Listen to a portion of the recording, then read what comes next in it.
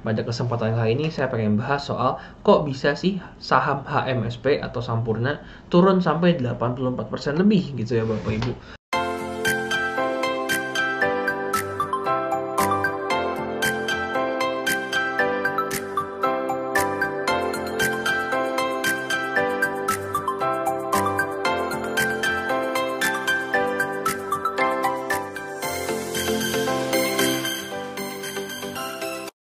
Halo, welcome back to RF Channel. Balik lagi bersama saya Adi Prasetya. Saya merupakan penulis dari buku Yuk Nabung Seluruh Saham dan juga dari buku Formula Mencari Investasi Saham Terbaik yang ada di toko buku Gramedia. Nah, pada kesempatan kali ini saya pengen bahas soal kok bisa sih saham HMSP atau Sampurna turun sampai 84% lebih gitu ya Bapak Ibu. Nah, mungkin pertama mari kita awali dengan saya pengen ngebukain sebuah chart yang saya ambil dari Google Finance, yaitu performa 5 tahun terakhir dari saham HMSP atau Hanjaya Mandala Sampurna, perusahaan di bidang sektor konsumer rokok gitu ya. Nah, dari kalau kita bisa lihat kira-kira dari 2018 awal itu udah lumayan konsisten turun terus sampai saat ini gitu ya.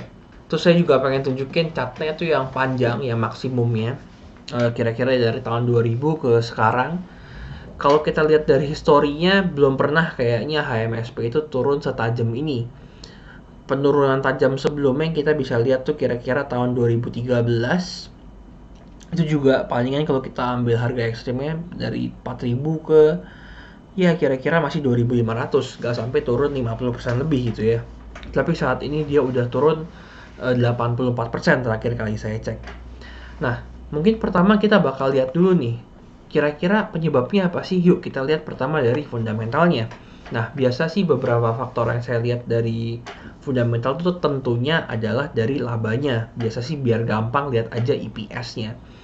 Sebenarnya dari EPS-nya kita bisa lihat bahwa saham HMSP itu dari tahun 2019, 2021 itu tren labanya sudah mengalami penurunan. 118 turun ke 74, turun ke 61, dan di tahun 2022 walaupun belum selesai tapi kalau disetahunkan itu di kisaran 52, turun lagi.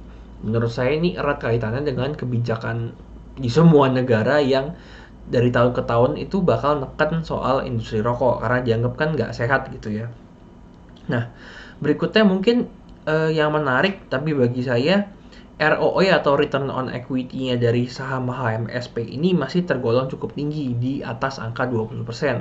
Dan ROA-nya juga masih di atas angka 10%, masih di angka kira-kira 14,34%.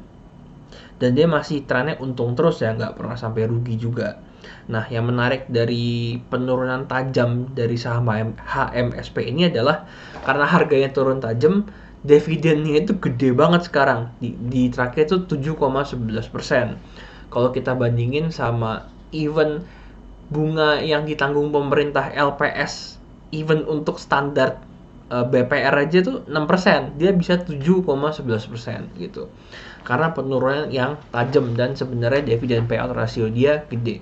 Nah, kesimpulan singkat saya sebenarnya menurut saya pribadi saham HMSP fundamental saham HMSP walaupun mengalami penurunan tapi kayaknya nggak seharusnya ngebuat saham HMSP ini turun sedalam itu karena ya masih untung dan ROE masih tinggi, ROA-nya masih tinggi gitu ya Bapak Ibu. Itu yang poin pertama. Nah, menurut saya pribadi nih, karena bukan fundamental menurut saya pribadi kayaknya yang paling berpengaruh terhadap penurunan HMSP lebih datang kepada peraturan free float. Free float itu tuh jadi bursa kita kan ngebuat sebuah indeks ya. Ngebuat sebuah indeks yang paling populer adalah LQ45. Nah, pembobotannya itu adalah dulu itu cuman ngelihat kapitalisasi pasar.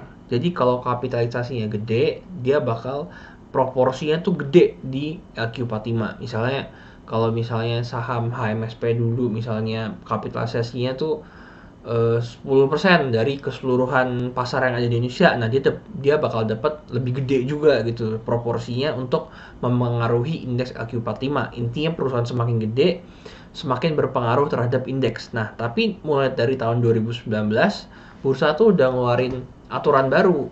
Nah, pembobotan di LQ45 atau di indeks-indeks itu juga ngelihat seberapa banyak saham yang beredar di publik gitu kira-kira. Nah, HMSP ini nggak terlalu banyak, makanya proporsinya itu turun. Dari dulunya tuh kisaran 5%-an, sekarang tuh turun jadi kisaran kira-kira 1,5%-an, alias tuh kira-kira turun sepertiganya proporsi di LQ45. Sedangkan Bapak Ibu, biasanya para fund manager itu ngebeli saham untuk portofolio mereka rada setengah ngikutin indeks LQ45. Karena itu kan patokannya kan biasanya. Makanya mereka biasanya tuh nyusun portofolio ngikutin pembobotan LQ45 gitu. Nah, kalau proporsi pembobotan dia di LQ45 turun kira-kira dari 5% ke 1,5%, itu kira-kira turun 2/3-nya, tinggal sisa sepertiganya doang. Nah, berarti ya sama untuk para fund manager. Fund manager juga kira-kira ngebuang 2/3 dari kepemilikan saham HMSP mereka. Nah, tapi kan kalau fund manager nggak bisa ngebuang kayak kita nih retail nih. Ah, saya mau kurangin 2/3 dari kepemilikan HMSP. Nggak bisa tuh. Pada hari itu juga di sell barengan. Itu pasti jatuh banget harga sahamnya. Nah, itu bakal dijual secara dicicil Bapak Ibu. Karena kan mereka tuh pegang gede kan, nggak bisa dalam waktu sehari kejual semua di market. Nah, menurut saya pribadi sih saham-saham tertentu kayak misalnya HMSP, Unilever, dan sebenarnya ada lagi nih yang mungkin kita bakal bahas satu-satu, itu penurunannya dalam jangka 5 tahun ini terefek paling besar dari free float itu sendiri. Soalnya kalau kita ngomong perusahaan lain, kalau kita ngomong labanya, sebenarnya semenjak pandemi labanya tuh, laba perusahaan Indonesia tuh pada anjlok-anjlok juga gitu. Dan saat video ini dibuat, itu lagi heboh soal IHSG sempat all time new high alias menyentuh harga tertingginya. Tapi ya ini contohnya MSP, dia nggak ngikutin, bener-bener beda banget kinerjanya, malah masih turun. Nah, menurut saya pribadi yang kita bisa ambil pelajarannya, kena banget nih, bener-bener tonjokan keras banget bagi para investor adalah soal diversifikasi. Bayangin Bapak Ibu cuma pegang satu saham, yaitu adalah dalam kasus ini HMSP dalam portofolio Bapak Ibu sekalian. Itu kan rada setengah nangis darah ya. Apalagi strateginya adalah yang single shoot, beli terus berharap harganya naik gitu ya. Kalau mungkin bagi Bapak Ibu yang pakai strategi grid atau martingale masih bisa ketolong, tapi kalau yang belinya sekali udah gitu beli di harga atas kan rada sedikit nangis bombay. Nah, itu yang pertama, diversifikasi. Nah, yang kedua juga sebenarnya ngebuat saya terutama bagi para investor pemula bisa mereview strateginya lagi. Sebenarnya mau beli indeksnya atau beli saham secara langsungnya.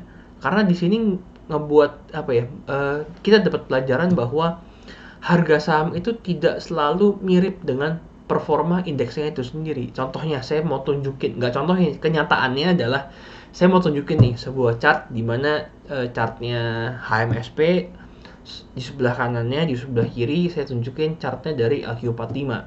Ya, sekira rada mirip lah pergerakannya sama LQ45 walaupun nggak persis ya. Nah, kalau kita lihatin itu rada beda loh Bapak Ibu cara dia bergeraknya. Di LQ45 sekarang dia udah rebound lagi dari kira-kira penurunan Covid kemarin tuh 2020 Maret kira-kira kan. Dia turun, HMSP juga sama-sama turun dalam. Bedanya LQ45 udah nge-rebound hampir ke all time new high, bahkan IHSG udah all time new high. Tapi dari HMSP dia nggak nge-rebound, masih lanjut turun gitu Bapak Ibu. Jadi pelajaran kedua selain diversifikasi adalah harga saham bisa berbeda dengan harga indeks. Yang bikin investor nyesek, termasuk saya pribadi, kadang-kadang kalau ngelihat portofolio kita masih minus padahal indeksnya udah rebound, kesannya orang-orang udah pada untung kok kita masih rugi gitu ya. Nah, mungkin ini semoga bisa menjadi pelajaran buat kita semua. Kalau masih yang mau beli sahamnya langsung, mungkin bisa lebih concern soal diversifikasi. Belilah menurut saya minimal banget tuh 10 kalau Bapak Ibu mau diversifikasi. Terus kalau bagi Bapak Ibu yang bilang, aduh kayaknya saya nggak kuat nih kalau untuk beli 10 saham dengan proporsi rata, itu kan butuh modal yang sangat besar. Nah, maka membeli indeks atau mungkin reksadana aktif bisa menjadi salah satu pilihan investasi bagi Bapak Ibu masing-masing. Mungkin demikian dari saya, semoga bermanfaat. Sampai jumpa pada video selanjutnya. Thank you. Halo, terima kasih sudah menyaksikan video di RF Channel on YouTube.